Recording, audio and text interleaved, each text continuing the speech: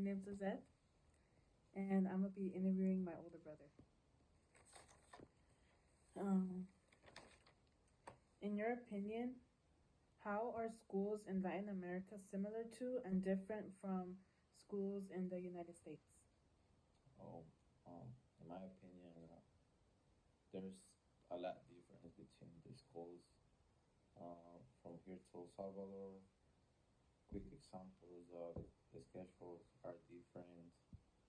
90% of the students they have to walk to school.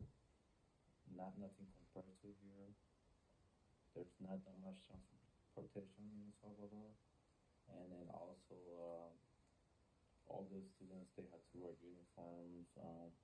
Also, there wasn't a good technology system that they didn't have. Okay. How does how is the role of family and community used in schools of Latin America?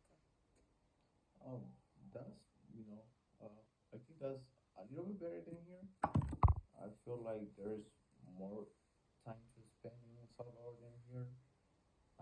School they do events like for Mother's Day, Father's Day. They have these things called Dia del Niño. We have that too here, right, in USA. Yeah. But like as you know, most of the parents here in USA, they can't make it. You know, they have to work, they have to pay bills, or you know.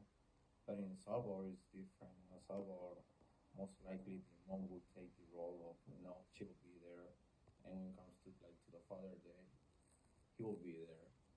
But it's way different in here for sure. How are students with disabilities supported in schools in Latin America? Oh, that's a tough one.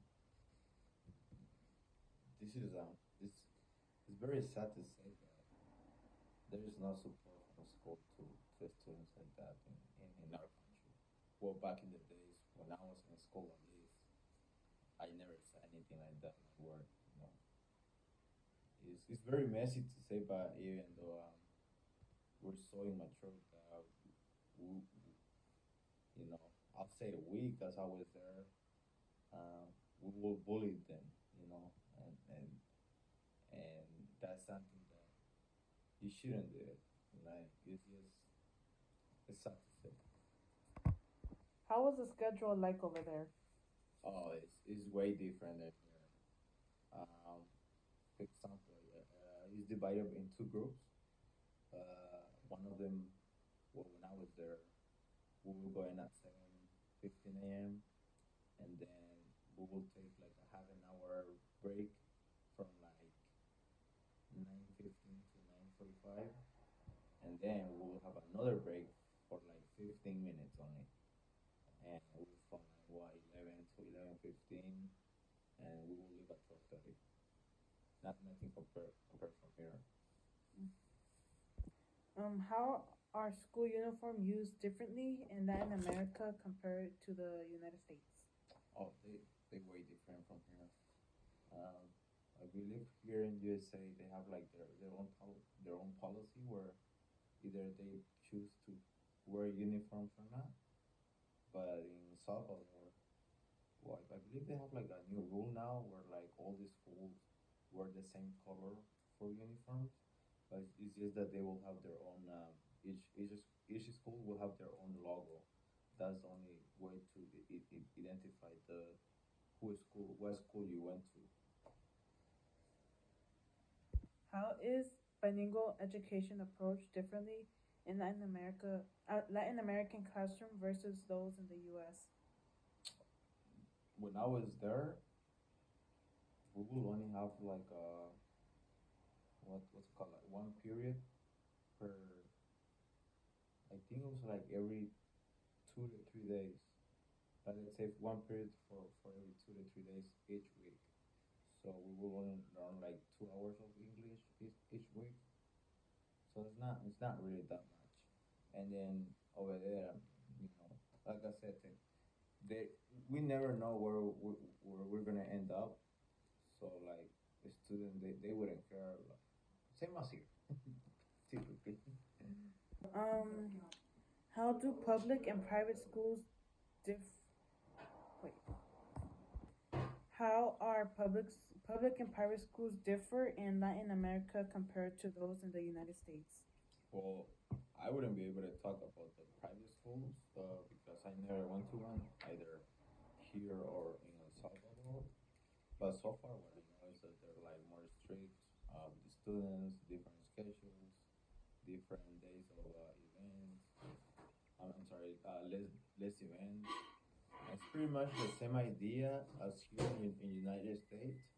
It's just that here, they're giving like different tools to work on. Okay. Um, how do the subjects how are the subjects taught in schools in Latin America different from those taught in the United States? Um, well, I think it's pretty much the same idea as here as well. It's just that in El Salvador we speak Spanish, so they will try to focus more on like math and in language. That's what they call it, like lenguaje corporal.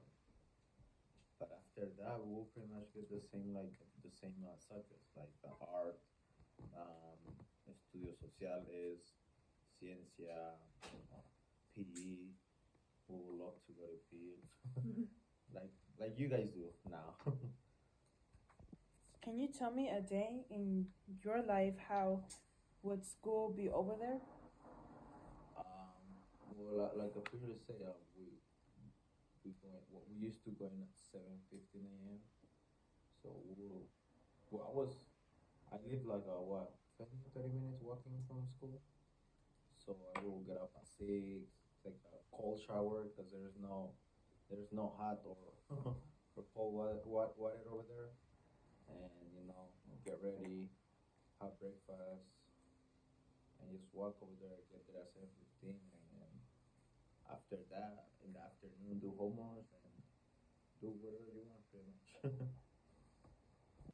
How does access to quality of education in rural areas different between Latin America and the United States? Well, in my opinion, I think it's very poor. We don't have the same opportunities as here. As you know, here we work more, we spend less time with our family. Over there is like the opposite, where we spend more time with our family, but we have less money. So it's just a lack of opportunities, the difference. So Okay, so this part of the interview is about I'm asking you about my okay, so this part of the interview I'll be asking you questions about my school mission and how is it different from other schools. So my school mission is to reimagine public education in low income communities of color by preparing conscious critical thinkers who are equipped to graduate from college and to create a more equitable and sustainable world. Um, how does this school mission different from the missions of most public schools? well, what I can see so far from your school compared to, like, let's say for example my school, is that like you guys have more events, you guys try to spend time together with the students, and you guys try to make them see the life in some different ways, and that was nothing compared with us. I mean, I think so far what I remember is we never had a trip from a school. Not even the students with good grades. So that's what I have seen so far. How does this mission prepare students for life after graduating differently than other schools? I think charter schools, what they do is they try to focus on every student, like by one by one. That's that's not what public school does. They also try to let the student know what's ahead of them, like what's coming ahead for them, like what's called the real life, and also they they focus on essentials life skills for like each student. What do you think is important to this school based on what you've seen around your school? Why do I think is important? Yeah. Well, I'm pretty sure they have a what's it called? Fortaleza. What do you think is important to this school based on what you've seen around your school? Well, I think it's very important because they care they care more about the student than the public school does. Probably because they probably get more funding, less than the public school does, so they get more tools to work with students. So they try to prepare the students. So when the real life comes, then they prepare like they're ready for it. How does this school's mission different from other schools you went? Uh, well, it depends, but I think this is cool. Porque te estás sacando el culo. No. How does this school mission different from other schools you went? Oh, well, I think this is cool that they try to focus on preparing the student for college and careers. While probably most of the public school, they try to like, you know, emphasize on social change or like in a specific educational approach. Okay. So now this part of the interview, I'm gonna be asking about I'll be asking some like proposal questions from my intercession project. Did this did your school in Latin America have any sports program? Uh, Most common in El Salvador, the main sport is soccer. So they will make events for soccer only, pretty much. I I don't recall any other events, sport events other than soccer. But yeah, they'll make like tournaments of soccer. Did you have a place in your school where you were able to play any sports? Like whether it's like Yeah, a playground. yeah, we have one. Like we're same as here, but it's well, it depends on the school. But where I went, it was a very small field, but it was like a concrete field, but it was enough for us to like play soccer. Because they also had like the basketball courts, but I I don't recall no one playing basketball to be honest. Um, did you compete with other schools near you, um, or for fun, or for like a no, trophy or whatever? no, no. Well, probably because I was still little, like I was what 7 years old, and I'm sorry, 10, 9. So I believe they have like an age requirement, but nah, I didn't. Was there any funding for sports? No, we'll have to pay. Wow. Like let's say for example, oh yeah, it's $25 to get into the tournament.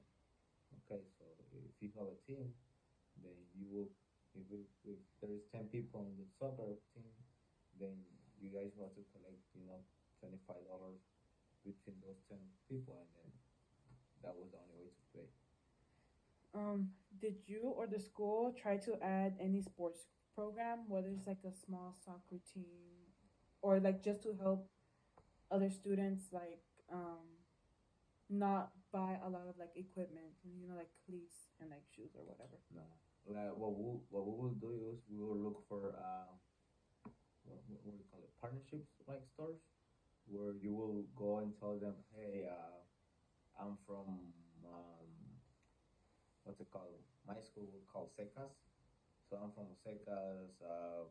I'm in third grade. We want to, we want to see if you can help us to buy a uniform, and then they will probably give you money for like $40, $30, and then you will go to another store and same thing, and that's where you will get the fundings to buy your own uniform. But from school, nah, it was Okay. pretty much impossible. Thank you for letting me interview. Yeah, of course, it was my pleasure. Thank you, Lisette. Okay. Yeah, Bye.